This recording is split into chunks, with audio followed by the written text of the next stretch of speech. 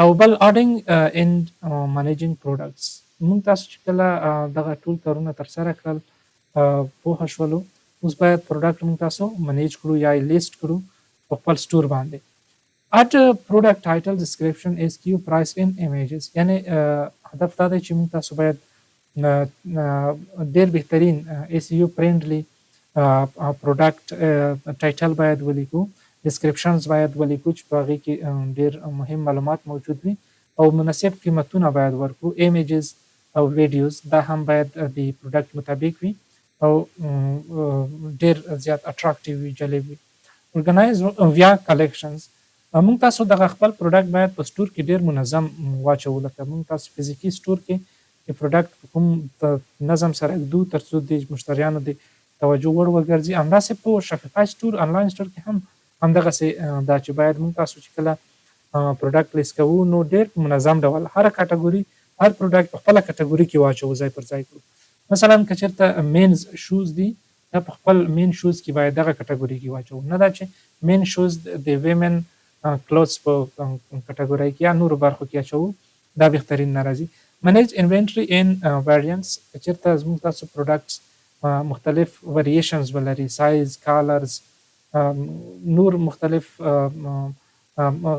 وریشن ولري، هغه هم باید په ډېر ښه شکل سره موږ تاسو باید خپل مشتریانو ته وښیو د پیکچرز له لارې، ایمیجز او ویډیوز له لارې.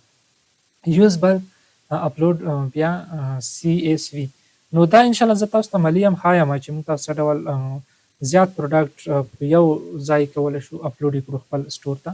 انټیګریټ پرنټ آن ډیمانډ اپس لایک پرنټ فل، که چېرته پرنټ آن ډیمانډ موږ تاسو غواړو چې په خپل سټور باندې رن کړو ځینې پروډکټ دی، نو د پرنټ فل د یو ټولز یا اپس له لارې کولی شو دغه پروډکټ ډېر ښه شکل سره لیست کړو او فروشات ولرو. او اوس هم راځو های کنورټینګ پروډکټ پیجز، دا تر ټولو مهمه ده یا آن پیج اس یو. موږ تاسو باید کله چې پروډکټ لیست کوو نو ضرور ده چې باید موږ تاسو سټور ډېر کنورټینګ وي، ډېر اټراکټیو، پروفیشنل او په های کوالټي سره جوړ شوی وي، ترڅو کله چې مشتری راځي هغه مستقیما لاړ نه شي، باید مجبور شي چې موږ تاسو نه حتما یو پروډکټ واخلي. چې دې لپاره باید موږ تاسو ډېر کار وکړو او ډېره خواري باید په خپل هغه سټور باندې وکړو، خصوصا په هماغه کوم هوم پیج چې دی په هغه برخه باندې. High quality images and videos show the product from every angle. ځکه اوس موږ آنلاین بزنس کې ګوره موږ تاسو ته څوک نه راځي چې موږ تاسو پروډکټ فزیکي وګورو، چیک یې کړي، سرچ یې کړي څه ډول دی او هغې نه وروسته تصمیم ونیسي. زموږ تاسو ټول کار په ایمیجز او ویډیوز کې دی. موږ داسې اټراکټیو د هر انګل نه، د هر اړخ نه د پروډکټ نشاني باید وښیو خپلو مشتریانو ته چې هغوی هم مستقیما اټراکټ شي، وګوري او قناعت حاصل کړي او دغه پروډکټ حتما واخلي. او ویډیو انکریزز کنورژن ډراماټیکلی، باور وکړئ که چېرته موږ تاسو په ویډیو باندې یا ایمیجز باندې خواري وکړو، ټول کار همدلته دی. زموږ تاسو پروډکټ به په دومره زیات اندازه مخکې لاړ شي چې موږ به هم توقع نه وي کړي، که په دغه برخه کې به موږ تاسو ځان ترې خلاص نه کړو چې راځه بس ایمیجز دي جوړ مې کړل ما خپله خلاص، باید دې باندې یو څه مصرف هم وکړو، یو څه انویسټمنټ دې باندې وکړو ترڅو موږ زیات مشتریان ولرو.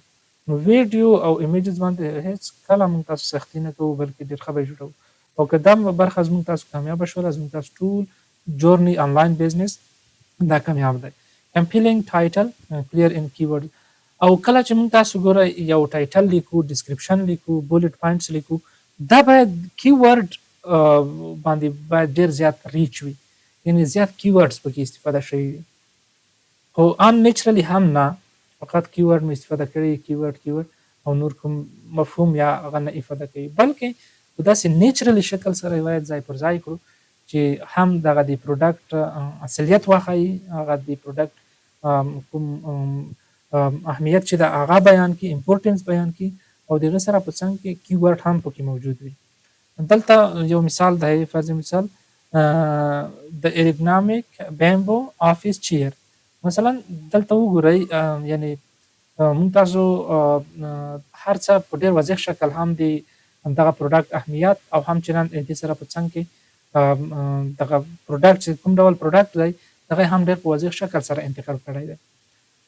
Description that sells use bullet points focus on benefits. اوکې یعنی یو خو ټایټل شو، ټایټل خو موږ تاسو پوه شولو چې څومره ښه کیورډ موږ تاسو ځای پر ځای کړي دي. حافظ شیر صحیح ده، یعنی هغه هدف ټول انتقالوي. بیمبو چیرز دغه وګورئ، یعنی هغه د پروډکټ ټول موارد پکې موجود، کیورډ هم پکې شته.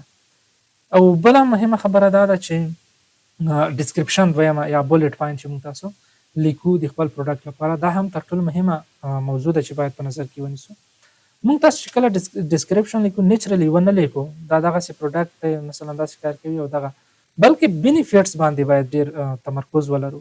فقط خواص مه ښایه چې مثلا آفیس شیر دی، مثلا کوم موارد لري، اهمیت باندې بینیفیټس باندې کار وکړئ، فوایدو باندې ډېر تمرکز وکړئ. که دغه پروډکټ ترلاسه کړو دغه فواید به ولري. نو ګوره که دا ترسره کړو نو موږ تاسو بیا طبعا چې مشتری جذب کولی شو، ځکه هر څوک چې راځي یو بینیفیټس په خاطر باندې راځي، نو استفاده باندې او خواصو باندې خو ټول پوهېږي.